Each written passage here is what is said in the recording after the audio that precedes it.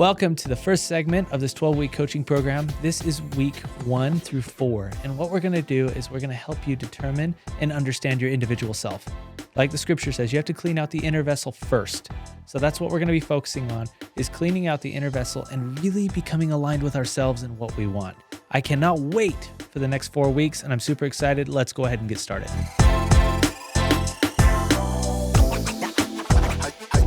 Welcome back to week 3. And we're going to take a break. I feel like your mind has been absolutely opened up.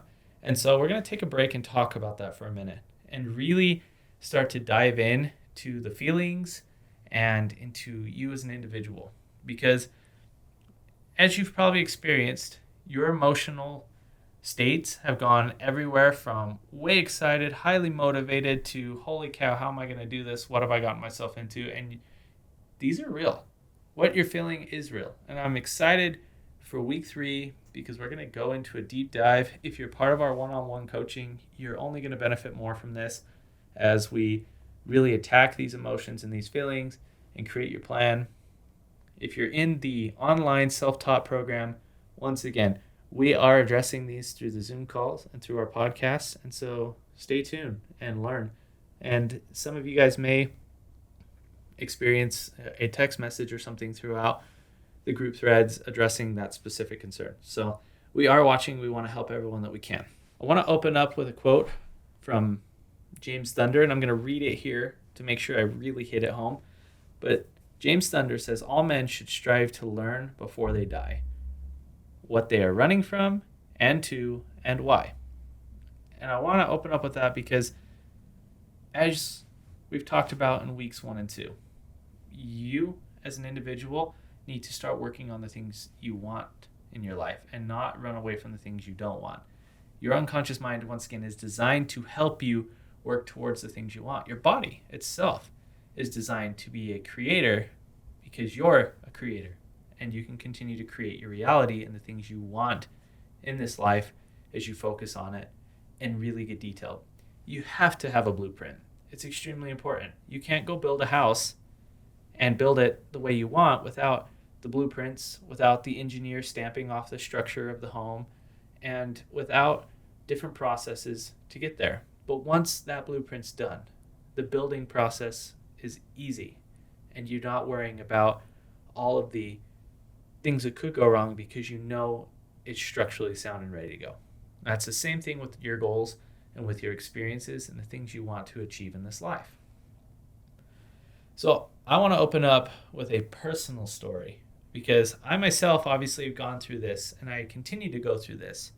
It would be important for you to go through your list frequently and replace it or add on to it. Maybe you see something you really want. Go add that to your list of want. Have a rolling list on your phone. Take a picture. Update it. But I want to share an experience with you when I went through this the first time. The first time I wrote down some of the things that were really, really enticing to me. Financially, I was in a place where I could afford a lot of those things. And there was some beliefs in my system that I was working towards. So it wasn't necessarily the affordability that was the issue. It was my lack of belief in myself in some cases. So one of the items I put on that list was a private island in Mexico. And I wanted to be able to have a private island with a private runway with a nice little home. Didn't have to be huge, just wanted it on the beach. Just wanted something I could get away and really, really enjoy. And I remember going through and designing this. And one of the very first thoughts that came to my mind was, how are you going to be able to go to that island if you're always working? And that was a huge, monumental breakthrough for me because here I am writing down what I want. And before I know it, I'm confronted with a belief and with a thought. And this thought changed the entire scope of what I needed to do. You see, at the time, I was practicing real estate and I was showing a lot of homes to clients. I was also going to a lot of appointments for my fixes and my flips. And I was always at home. I wasn't able to experience a vacation at the time. In fact, I'd gone 5 years without going on a vacation with my family because I was always at home. And the minute I wrote down that island, the reality hit me right between the eyes. Like, this would be nice, and you can afford this now. But you won't ever get there if you're continuing to work. So, instantly, the desire of owning the private island in Mexico overtook the desire to work. And before I knew it, I had hired someone in my place to go on my appointments, thus freeing up more time. As I freed up more time, it freed up more resources for me. And as those resources continue to free up for me, you're now experiencing one of the many resources that have become available from that moment. Emerge Coaching was created because of that. So the impact that this is having on you as an individual is because of the awareness that I designed for myself. And because I became more aware, I was able to now go and share more of the things that I'm passionate about and are more aligned to help make an impact in your life. So that was the origination of Emerge Coaching. And it became through some of the same principles and things that we're teaching you. I want you to really be aware of that, because what do you have inside? What is your purpose that could actually turn around and become the missing link in your life to find more fulfillment, more joy, more opportunity? And all it's going to take is just sitting down and writing some of the things you want and becoming more familiar and aware of the things that you truly desire. Not what someone else desires on social media, but what you want. What more could you do with your life? What more resources could open up? And more importantly, how much more of a life could you have for yourself? Really cool. So this week, with that being said, I hope you have experienced some of these feelings as well. And I wanted to really give you an impactful, whoa, okay, take this seriously, be detailed. And the more detailed you are, the more opportunities and resources will open up. This week, I want to focus on 5 different pillars. And those pillars are extremely important, and I want you to write these down. These are the pillars that I feel are super important. And so what we're going to do is go through these from time to time throughout this course, and we're going to evaluate. I want you to be brutally honest with yourself. In fact, if you don't feel comfortable submitting them, I understand. But if you do submit them in the comments below, in the section below, we can access them and really see where you're at. This will be a good gauge for us. This will be tangible evidence after you complete the course, so you can go back and look and say, wow, this really did help me. Some people are visual and they need to see it. Some people will feel it and that will be sufficient. But right here is going to be the tangible evidence if you submit these and write them down. So we're going to focus on those 5 pillars. On a scale of 1 to 10, I want you to write this down. And I want you to be honest with yourself. Number 1, how's your headspace? What are you thinking? Are they positive thoughts or are they negative? On a scale of 1 to 10, where are you at in your own headspace? Number 2, what you're saying, your mouth. What is it? Are they positive things? Are they limiting beliefs? Are they things that you're struggling with? What are they? 1 to 10.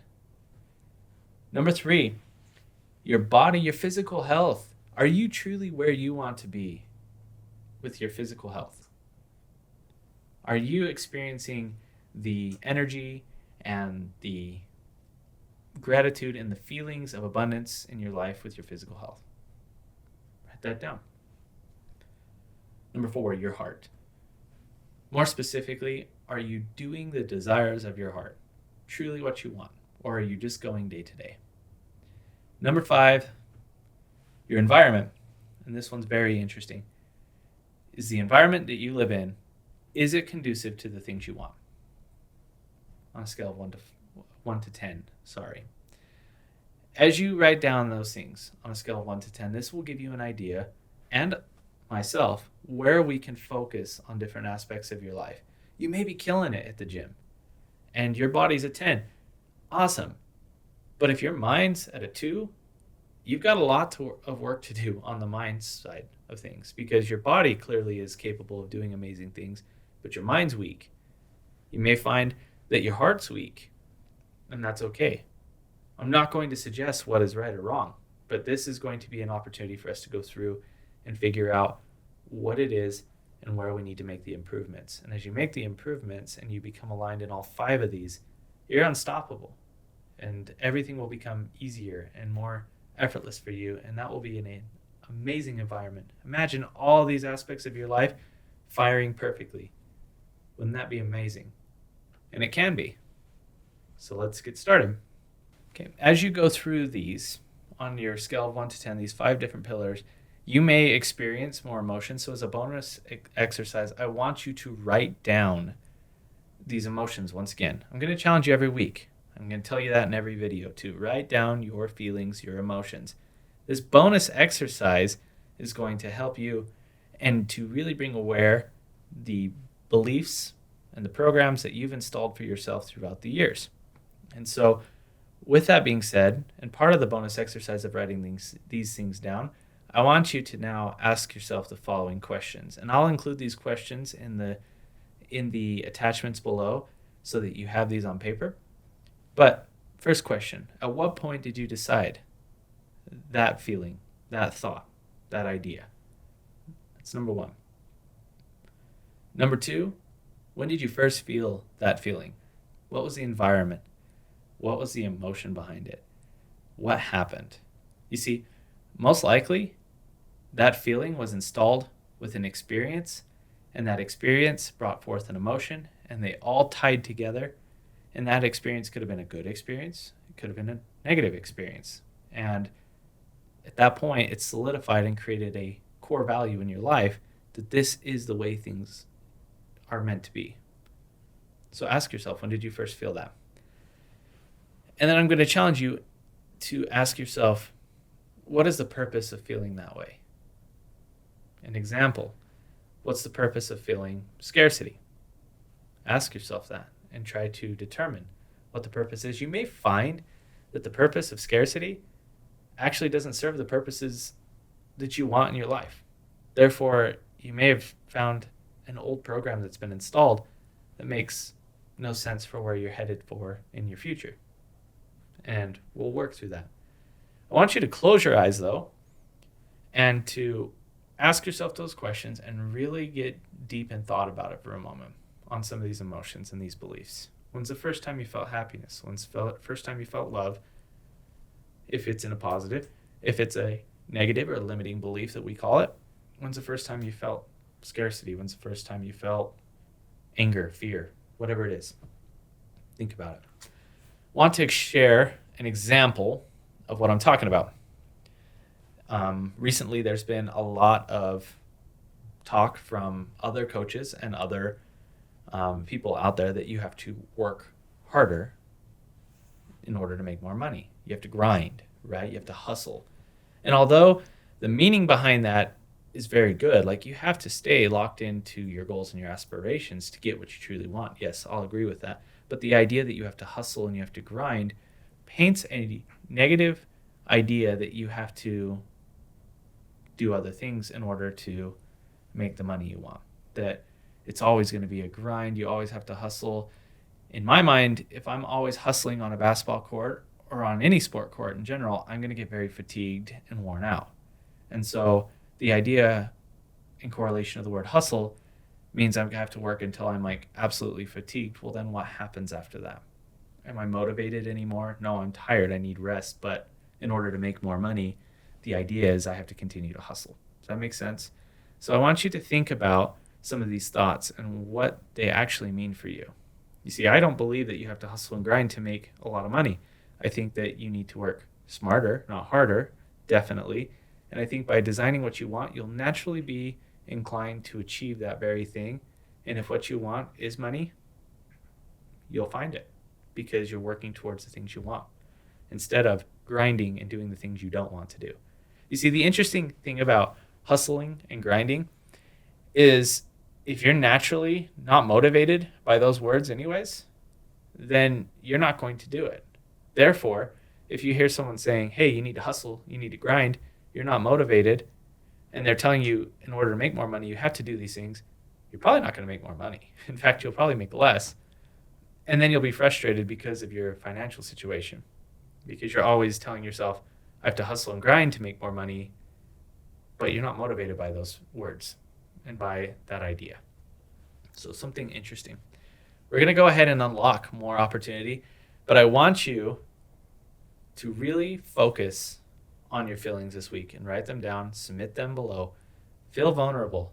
No one else is seeing these things, and what this is, especially if you're in the one-on-one, is this is an opportunity for us to dig deep into these beliefs and help you to reinstall the beliefs you want to work towards the things on your list of 100 wants, 100 experiences. Who do you want to become? Our goal here is to create. Our goal is not to live in the past.